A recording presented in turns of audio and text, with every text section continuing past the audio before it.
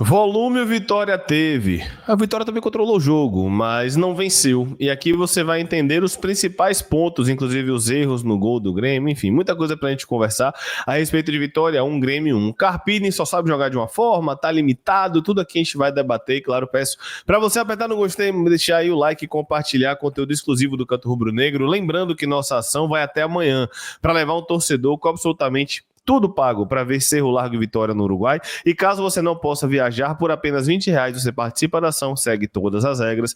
E principalmente, caso você não possa viajar, você ganha R$ 3.000. Então, para quem não puder viajar, R$ 3.000.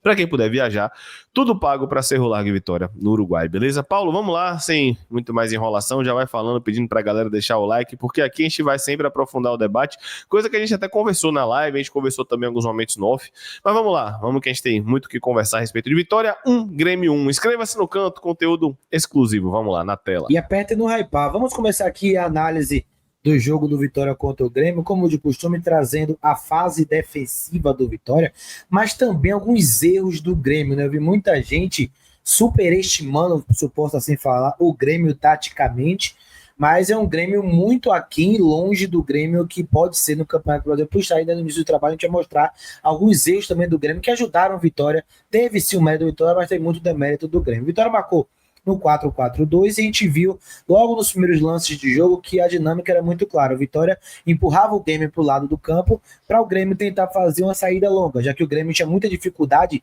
de aproximar, de sair de pé em pé, quando o Vitória subia um pouco mais essa marcação do bloco médio para o 4-4-2, como a gente está observando nesses dois lances. E nesse outro lance a gente observar o Janderson Mateuzinho, o PP também fazendo o papel fundamental desses saltos de pressão. Enquanto o Vitória subiu pressão nesse bloco médio, obrigando o Grêmio a fazer o jogo longo, o Vitória teve muitos benefícios no jogo, já que o Grêmio, de pé em pé, não conseguia sair, ficava refém dessa bola longa. Com o passar dos minutos, 20 minutos de jogo, o Grêmio começou a explorar o entre linhas, passe dele. Mas aí, qual era o principal ponto negativo do Grêmio que mostrava essa desorganização da técnica do Mano Menezes? Muita gente atrás da linha da bola. E com isso, o Grêmio não conseguia verticalizar o passe e era fácil para o Vitória impedir com que o Grêmio tenha esse volume de jogo. Olha a distância que os jogadores têm para o Igor Serrote. A bola entra no interlinhas para o Edenil, só que aí o PP e o Ronde vêm por dentro para conseguir fechar um pouco mais o espaço do campo. Aqui, em um dos raros momentos que o Grêmio vai conseguir quebrar um pouco essa marcação-pressão do Vitória, através de passes ali no corredor lateral esquerdo, a gente vai observar que o Grêmio consegue quebrar a pressão do Vitória, quebra o balanço, varia para o lado oposto, mas aí entra novamente esse erro e essa falta de organização do Grêmio que a gente trouxe. O Igor Serrote pega a bola, faz o passe ali do Edenilson, olha quantos jogadores do Grêmio atrás da linha da bola e no campo de defesa. Apenas 3 jogadores no campo adversário e o Vitória dentro do seu 4-4-2 bem organizado, só precisava ali fechar os espaços e aí o Grêmio começava a ter aquela posse de bola inútil que a gente trazia aqui.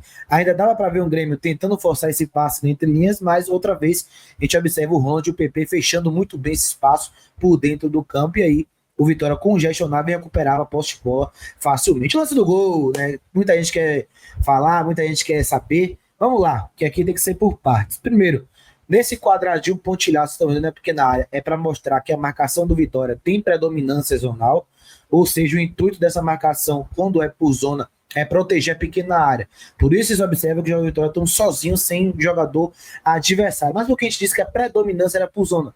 Porque tinham 2 marcações individuais, aqui para mim já começa o erro. Não em fazer essa marcação individual, mas a escolha para as 2 peças que fizeram a marcação individual, que é os 2 jogadores mais baixos do Vitória de linha, Mosquito e Ronde. Eu não entendi o porquê que Carpini escolheu que Mosquito e Ronde acompanhassem Wagner e Jamerson. E aí ninguém nem viu Mosquito na hora do gol, né? Mosquito tá acompanhando o Jamerson, ele larga Jamerson, vai Leonardo, tira Ronde com o braço, e aí depois o Claudinho, muita gente também não viu, o Jamerson deu condições também, assim como o Claudinho tinha dado, dormiu muito na jogada, mas o Jamerson também acabou dormindo, então não foi somente o erro de Ronde. Teve Mosquito que não acompanhou, principalmente a premissa de colocar os 2 mais baixos para marcar os 2 zagueiros adversários, não poderia dar coisa pior do que o gol. Lembrando que no canto rubro-negro você tem desconto na Golcase usando o cupom GOLVITORIA. Tá rolando cupom, tá rolando muita coisa bacana. 10% de desconto aqui, ó, o cupom GOLVITORIA. Aproveite porque os copos térmicos ainda estão por R$ 79,90. Tem garrafa, tem capinha, tem mochila, tem muita coisa boa na Golcase. Compre, o link tá na descrição e também tá no comentário fixado, beleza? Vamos agora para o segundo vídeo, Paulo. Já vou colocar na tela. Pronto, na tela, Paulo. Vamos lá, segundo vídeo. Agora a gente vai trazer o Vitória na sua fase ofensiva do jogo. O Vitória que teve ali em vários momentos, até surpreendendo um 3-2-5 com o Claudinho na base da jogada. Ora o PP, mas o Claudinho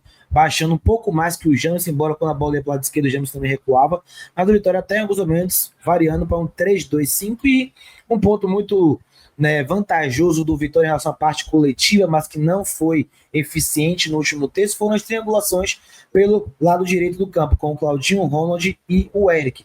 E o Vitória começou a utilizar uma dinâmica muito clara, que era abrir muito no campo, atrair o lateral adversário para atacar o espaço nas costas da última linha e chegar com muita vantagem na profundidade, para aí a gente fazer cenários de cruzamento. Não à toa, a Vitória teve mais um jogo com muitos cruzamentos laterais na área e essa dinâmica foram uma das que acabaram funcionando. Esse lance fica ainda mais claro. Vitória na saída de 3 novamente com o Claudinho na base de jogada.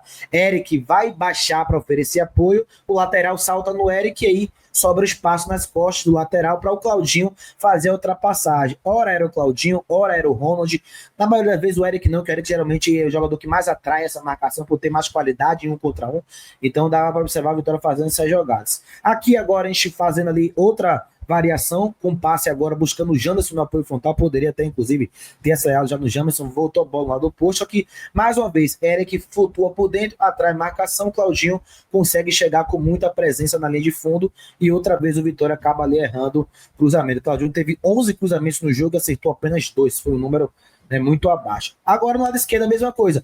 Jamerson espetado na linha lateral, atrai a marcação do lateral direito agora do Grêmio, faz a casquinha e Mosquito consegue romper. Então você vê que tem dinâmicas que estão funcionando, mas tem vários momentos que essas dinâmicas acabam sendo prejudicadas pelo poder de decisão e por um capricho um pouco melhor. Grêmio também marcando no 4-4-2. Grêmio é um time com muitos saltos de pressão no corredor laterais. Não à toa, o Vitória começou a manipular o Grêmio por conta disso, para gerar esse volume, como é o caso agora. Só que Claudinho na base, quem atacou agora o espaço foi o Ronald, como eu falei. Mas o Eric faz o mesmo movimento, Claudinho pega a bola no mesmo lugar e Ronald ataca o mesmo espaço. Então tudo isso mostra que foi realmente um padrão estudado e que o Vitória buscou ter na partida. Vitória nesse jogo também melhorou um pouco as aproximações, embora em alguns momentos poderia ter acelerado mais esse espaço. Eu vi um time mais aproximado, mas ainda vi um time trocando posse de bola um pouco lenta para o que deveria. E aí a gente teve o PP, que é um jogador como primeiro volante que conduz mais a posse de bola, leva mais a posse de bola para o espaço. Eric flutuando mais uma vez na direita, vai variar a bola para o lado oposto novamente. O Vitória tem 3 peças livres na entrada da área e acaba finalizando mascado no meio do gol, mas foi uma Vitória que teve sim algumas dinâmicas interessantes na partida. Teve dinâmicas interessantes, é bom a gente trazer isso, Paulo, mesmo não vencendo, quando a gente fala, inclusive falou na live, falou na transmissão, que algumas ideias coletivas funcionaram sim, e que claro, a gente teve problemas coletivos, mas que diferente de outros jogos, algumas ideias funcionaram e realmente o individual pesou em alguns momentos, a gente tem que ser justo sempre, né? Vamos para o terceiro vídeo, vamos lá. Vamos lá, terceiro vídeo a gente avaliando a organização defensiva do Vitória, que voltou com o Carlinhos à frente. O Carlinhos foi muito ativo nessa primeira linha de combate de pressão, inclusive o amarelo que ele toma é dando um carrinho no goleiro Volpe, um excesso de vontade, mas mostra como o Vitória veio realmente com essa primeira linha mais pressionante, embora dá para observar que o Vitória cometia um erro.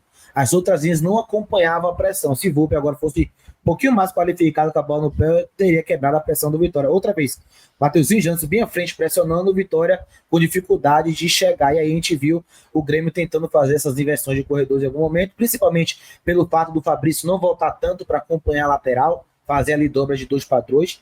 Outra vez, Vitória ali à frente com o Mateuzinho, as linhas um pouco mais distantes. E aqui, com o passar do tempo e com o desgaste físico, o Grêmio começou a encontrar muito espaço pelos lados do campo, por conta dessa falta de dobra no lado, com o Fabrício que ficou cansado, no lado oposto o Janderson também passou a não voltar, e a gente viu o Grêmio um pouco mais de espaço. Foi o Grêmio que povoou mais o último terço, foi o Grêmio que teve um pouquinho mais de volume ali, espetando os jogadores abertos na linha lateral, flutuando um pouco mais por dentro. Esse passe no interlinha estava entrando e estava entrando com um pouquinho mais de malefício por Vitória, que os volantes não estavam encurtando tão bem assim, e o Grêmio começou a rondar um pouco mais o último terço e fazer algumas situações de bola. O Vitória manteve o 4-4-2 com todas as mudanças, né? Inclusive com os 3 volantes. O Ronald está ali por dentro, eu sinalizei o Hiller, o Barato foram os que entraram. Baralho jogou a perna na direita, né? Fica até preocupado, ele acompanha a lateral, estando completamente desgastado. E no final do jogo fica o Fabrício e o Carlinhos à frente dessa saída de 2. O Grêmio valorizando bastante a posse de bola. Dá para observar que, por conta do desgaste físico do Vitória e ter recuado um pouco mais as linhas, o Grêmio melhora a sua aproximação no segundo tempo. Triangula um pouco mais, consegue acelerar um pouco mais a bola por dentro para depois voltar no corredor lateral e gerar um cruzamento dentro da área.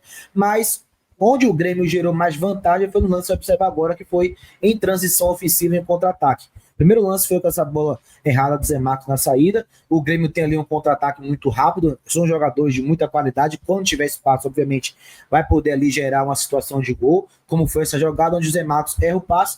O Grêmio tem ali 2 finalizações dentro da área do Vitória. Claro, 2 finalizações que não foram tão perigosas assim. Talvez essa segunda tenha sido a mais perigosa, embora ainda tenha sido em cima de Akanji. E depois o jogador acabou isolando a bola. Mais um cenário de transição, de contra-ataque. O Grêmio explorando a transição defensiva do Vitória, que não foi boa. Também acredito ao desgaste aqui, Claudinho tira, quase ele chuta em cima da marcação e entra no gol, mas conseguiu fazer o corte muito bem porque não tinha para onde tirar. E outro cenário de contra-ataque do Grêmio em velocidade, perceba que tem muitos lances que o Vitória está até com mais jogadores do que o Grêmio, mas ainda assim o Grêmio consegue explorar os espaços. Nesse lance, graças a Deus, o demorou, mas acabou assinalando impedimento, mas foi assim que o Grêmio mais chegou, através da transição. Paulo, essa parte da segunda linha não acompanhar, até que ponto é a parte física e até que ponto é uma questão coletiva de Thiago Carpini ajustar? No início do segundo tempo ali foi questão coletiva. Porque eu acho que foi coletiva, pela disposição de Mateuzinho e Carlinhos em saltar. A disposição deles passou a sensação que foi uma orientação de Carpini em saltar, mas as linhas não estavam acompanhando. Com o passar dos 30, teve declínio físico. Mas aí acho que foi questão coletiva de Carpini. Vamos lá então, vamos seguir. Agora a gente vai trazer a organização ofensiva do Vitória, que manteve o volume pelo lado direito, só que foi talvez um volume um pouco mais agressivo, embora continue errando demais. O Fabrício e o Mateuzinho ter sido invertido do lado esquerdo para o lado direito fez o Vitória ter muito arrasto pelo corredor. O Eric é um jogador que joga muito de fora para dentro quando está na direita. O Mateuzinho, no lado esquerdo, ele não está na direita. Quando o Vitória teve o lado direito com o Mateuzinho e o Fabrício, são 2 jogadores que arrastam bastante. E aí chegavam mais no último terço através da condução e velocidade, pesando a área. Quando o Fabrício cruzava na direita, Janderson e Carlinhos fechava na esquerda. Quando acontecia no lado oposto, ou seja, Ronald e Jamerson estavam aproximando na esquerda, era o Fabrício que fechava o lado oposto. Então o Vitória começou a pesar a área através dessas triangulações e começou a explorar bastante os cruzamentos, principalmente com o Fabrício, como eu trouxe, né, por ter essa característica, ele cruzava bastante e a gente teve algumas bolas ali, como o Carpini sempre gosta de trazer, passando na área, né, de não ter um jogador ali definindo um pouquinho mais, como foi o caso agora do Carlinhos, do Janderson, e mais uma vez eu trago como a dinâmica estava muito clara. Quando o Vitória fazia o caminho da esquerda, tinham 2 centroavantes na área, entre aspas, que era o Carlinhos e o Fabrício. Quando era o Fabrício que usava, tinham 2 do lado oposto, que era Carlinhos e Janderson. E aí o Vitória começou a, de fato, bombardear ainda mais a área da equipe do Grêmio. Teve volume, agora estamos observando 4 jogadores dentro da área. O Claudinho vai fazer o cruzamento aqui também. Um mérito do Grêmio que defendeu muito bem a área com o Jamerson, Wagner Leonardo, acabaram fechando muito bem. E aqui uma outra jogada onde, através de uma triangulação, o Vitória consegue infiltrar na área. E aí faltou mais uma vez a qualidade no último passe para a gente conseguir fazer uma jogada de gol. Mais uma situação de jogo na direita. Agora, observe, as peças mudam, mas a dinâmica se mantém. O Lucas Braga atrai a marcação, Baralhas ataca o espaço, chega na linha de fundo, faz o cruzamento, acaba atravessando a área inteira. Na sequência, a gente tem ali o Jamerson tentando associar, puxa a bola para a linha de fundo, faz um novo cruzamento, a bola sobra para Fabrício, que aí, se tivesse também um pouquinho de qualidade, a gente poderia ter definido melhor a jogada. Aqui a gente vai só trazer uma situação já do lado esquerdo, e aqui para mim eu já sou completamente contra o que Carpini fez, de colocar Fabrício no lado esquerdo, trouxe o Lucas Braga para a direita. Observe como o Vitória passou a ter um pouco mais de dificuldade de atacar a linha de fundo, e a gente ficou fazendo cruzamentos mais burros, vamos assim dizer, em cenários que não estavam mais tão favoráveis como estavam, que aí para mim Carpini mexeu errado. Mudou o Fabrício onde ele estava rendendo e a Vitória parou de produzir, e isso com o desgaste físico abaixou ainda mais. Para mim ele errou também tirar a Fábio da direita, e quando a gente fala que não é a favor da demissão de Carpini, acho que nas análises fica mais claro porque a gente não é a favor quando realmente algumas dinâmicas e mecanismos funcionaram.